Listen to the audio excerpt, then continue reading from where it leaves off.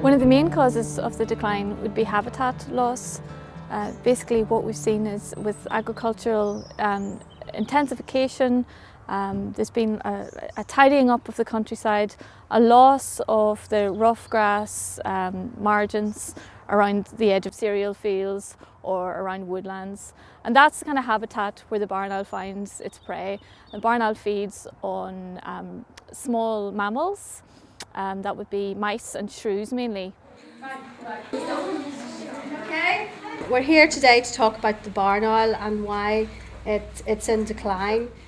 The first thing we're tackling is education, and we're trying to get the message across to children in rural areas and areas where, or areas that are known to be barn owl hotspots, just the importance of these birds and how rare they are, and what they and their families can do, to protect them. In other words, providing the right kind of habitat. So think about this one. What colour is the barn owl?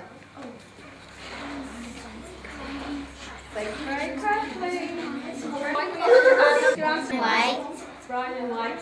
Yes, light brown, but you're right. We're making and erecting some nest boxes along the 6 Mile Water River. And the 6 Mile Water River corridor is an area we've identified as being a potential hotspot for barn owls. And we're very lucky to have had a group of anglers and dedicated environmentalists here to help us with this work.